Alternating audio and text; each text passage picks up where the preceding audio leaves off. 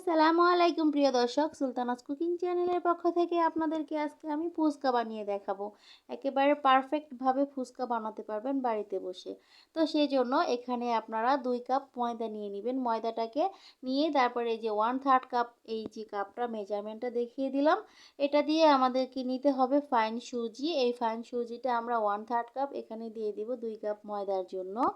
তো এটাকে আমি মেপে নিচ্ছি, আর সেই জন্য কিন্তু আপনাদেরকে মেজারমেন্ট কাপটা দেখিয়ে দিলাম। তো আর এখানে 1 চামচ পরিমাণ লবণ দিয়ে দিলাম। 1 চামচ পরিমাণ লবণ দিয়ে এটাকে হাত দিয়ে মিশিয়ে নিতে হবে।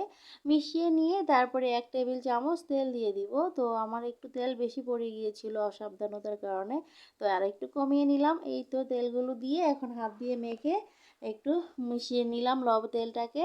আর এখন আমি 1 কাপ পানি দিয়ে দিব সরাসরি এর মধ্যে। 1 কাপ লাগবে, আরও একটু লাগবে।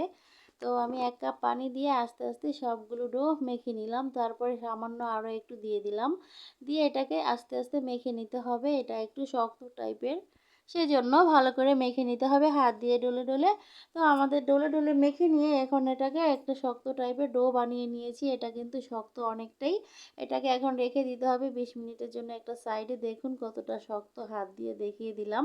আর এই যে ডাবলিগুলো আমি ভিজিয়ে রেখে দিলাম, এগুলোকে সারা রাত ভিজিয়ে রেখেছি। আর এখন এগুলোকে সিদ্ধ করে নিব। আর আমাদের এই যে ডোটা যে গুলিয়ে রেখেছিলাম আগে থাকতে, সেটাকে আমি হাত দিয়ে 5 মিনিটের মতো মথে নিয়েছি।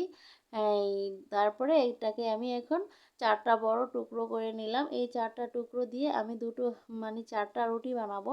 তো এই রুটির মধ্যে হলো একটু টেকনিক করে বানাতে হয়, তাহলেই কিন্তু ফুচকাগুলো ফুলবে। আর এই ফুচকাগুলো একটা থেকে একটা ফুলে যাবে। আর বিশেষ করে এইগুলোর মধ্যে কিন্তু আমি বেকিং পাউডার বা খাবার সোডা কোনো কিছুই দেইনি। নর্মালভাবে বানাচ্ছি। আমি যেভাবে বানাই অনেক বেশি মুচমুচে হয় এবং খেতে খুবই ভালো লাগে। আমাদের বাসায় আমরা অনেক পছন্দ করি এগুলো, আর সেই জন্য আমরা নিজেরাই বানিয়ে খাই। আর ফুচকা অনেকেই বলে যে ফুচকা বানাতে গেলে ফুচকা ফোলে না, নষ্ট হয়ে যায়।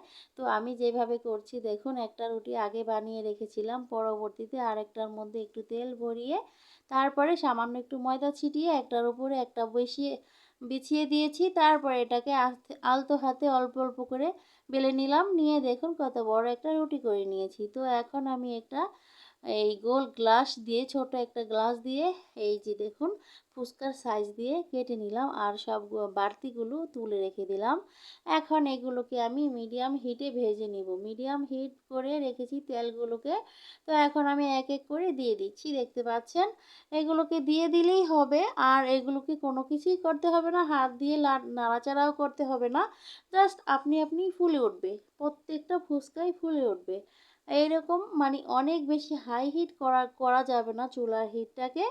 এটাকে মানে মিডিয়াম হিটে রাখতে হবে। আমি যেভাবে করতেছি দেখতে পাচ্ছেন, তেলটা কিন্তু খুব বেশি গরম করিনি, মিডিয়াম হিটে রেখেছি। আর ফুচকাগুলো কিন্তু নিজে নিজেই ফুলে উঠেছে, একেবারে একে একে ফুলে উঠে দেখুন তেলের মধ্যে ভাসতেছে। হয়তো ক্যামেরার মধ্যে এতটা ভালোভাবে বোঝা যাচ্ছে না, সাদা সাদা দেখা যাচ্ছে। মানে এগুলো কিন্তু সব কটাই ফুলেছে। আমি আসলে আমার এই যে সাদা লাইটটা ক্যামেরা, এটা বন্ধ করে দিলেই আপনারা দেখতে পারবেন কতটা ফুলেছে। এই যে দেখুন সাদা লাইটটা বন্ধ করে দিয়ে আমি আরও একটা লাইট জ্বালিয়ে দিলাম, আর দেখতে পাচ্ছেন কত সুন্দরভাবে ফুলে উঠেছে। তো আমি কিন্তু দেওয়া বন্ধ করিনি, দিতেই আছি, কারণ এগুলো তো সুন্দরভাবে ফুলতেছে, এভাবে ফুলবেই। আমি যেভাবে বানিয়েছি রুটিটা, একটা রুটি বানিয়ে আর একটা মধ্যে তেল ভরিয়ে উপরে দিয়ে দিয়েছি, ঠিক এভাবে করে বানিয়েছি। দেখুন এইরকম গোল্ডেন কালার করে ভেজে নিয়েছি। আরেক বেশ ভেজে নিব এভাবে। তো প্রত্যেকটা ফুচকাই কিন্তু আমার ফুলেছে না। তো আপনারাও কিন্তু এভাবে ট্রাই করতে পারেন বাড়িতে। আপনাদের ফুচকাগুলোও কিন্তু এরকম ফুলে একেবারে টইটুম্বুর হয়ে যাবে। সবার হাতে কিন্তু ফুচকা ফোলে না। তো আমার রেসিপি যদি আপনারা ফলো করেন আর এভাবে করে দেখেন, তাহলে দেখবেন এই যে কতটা মুচমুচে হয়েছে আর কতটা সুন্দর হয়েছে। দেখুন ফুলে একেবারে অনেক বেশি সুন্দর হয়েছে, দেখতে পাচ্ছেন। এরকম করে আপনারাও কিন্তু বানিয়ে নিতে পারবেন বাড়িতে খুব সহজে। তো এখন আপনাদেরকে একটু দেখিয়ে দিলাম ভেঙে। আর এই যে আগে থেকে যে ডালগুলো ভিজিয়ে রেখেছিলাম, সেগুলো আমি প্রেসার কুকারে সিদ্ধ করে নিয়েছি, কারণ এই ডালগুলো কিন্তু অনেকটাই শক্ত থাকে। তো বাকি যে ভিতরের যে উপকরণগুলো দিব যেসব জিনিস সেগুলো হচ্ছে এই যে এখানে আমি আলু কেটে আলুটাকে সিদ্ধ করে কেটে কেটে নিয়েছি। আর এগুলো হচ্ছে পেঁয়াজ, আর এগুলো টমেটো, আর এগুলো হচ্ছে শসা, আর একটা কাঁচামরিচ কেটে নিয়েছি, আর এখানে দুটো ডিম নিয়েছি, আর এগুলো হচ্ছে টমেটো তেঁতুলের টক। তেঁতুলটাকে ভিজিয়ে রেখে গুলিয়ে নিয়েছি একটু পানি দিয়ে জাস্ট এভাবে। তো এখন এখানে আমাদের দিতে হবে একটুখানি এই কি বলে এটাকে পাঁচফোড়নের গুঁড়া। পাঁচফোড়নের গুঁড়াটা দিয়ে তারপরে আমরা এখানে দিয়ে দেব একটুখানি সামান্য লবণ আর সামান্য একটু টেস্টিং সল্ট অথবা এই বিট লবণ দিলেই হয়ে যাবে। তো এগুলোকে দিয়ে ভালো করে একটু নেড়ে চেড়ে মিশিয়ে নিতে হবে। তো এই যে বিট লবণটাও দিয়ে দিলাম, দিয়ে এটাকে মিশিয়ে নিলাম। আমাদের কিন্তু এই যে ফুচকার এই সব কিছুই রেডি। এখন ভর্তাটা করে নিব জাস্ট ভিতরে দেওয়ার জন্য। এই ভর্তাটা কিন্তু মানে যদি সুন্দরভাবে লবণ টবণ ঠিকঠাক মতো দেওয়া হয় তাহলেই কিন্তু খেতে ভালো লাগবে। তো আমি এখন এখানে একটু পেঁয়াজ, একটু টমেটো, আর একটু শসা, আর একটু কাঁচামরিচ, লবণ এগুলো দিলাম। আর এই যে আগে থেকে কেটে রাখা পেঁয়াজ আলুগুলো সেগুলো থেকে অর্ধেকটা দিয়ে দিলাম। পুরোটা আমি একসাথে ভর্তা করব না, আমার হাজব্যান্ড বাসায় নেই, তো সবগুলো বানিয়ে ফেললে পরে আবার নষ্ট হয়ে যেতে পারে, সেজন্য আমার হাজব্যান্ড আসলে বাকিটা বানিয়ে দিব। তো এখন এই যে অর্ধেকটা এই জন্য আমরা বানিয়ে নিচ্ছি। আর এখানে ভর্তাটা করা হয়ে গেছে, তাতে করে এখন আমরা এখানে পাঁচফোড়নের গুঁড়াটা দিয়ে দিলাম। পাঁচফোড়নের গুঁড়া আর লবণ দিয়ে দিলাম, দেখতে পাচ্ছেন। তো এখানে লবণটা দিয়ে আরও একটু বিট লবণ দিয়ে দিলাম। সেগুলোকে একসাথে ভালো করে হাত দিয়ে ডলে ডলে মেখে নিতে হবে। তো আমাদের মেখে নেওয়া হয়ে গেছে। এখন আমরা ফুচকার ভিতরে এই মেখে নেওয়া ভর্তাটাকে দিয়ে দিব। এই ভর্তাটা দিয়ে তারপরে খেতে হবে। একদম মজা লাগবে, পুরো দোকানের মতো, এতটাই মজাদার হয়েছে। আমরা তো অনেক পছন্দ করে খেয়েছি, অনেকগুলো বানিয়েছিলাম, দেখতে পাচ্ছিলেন আপনারা।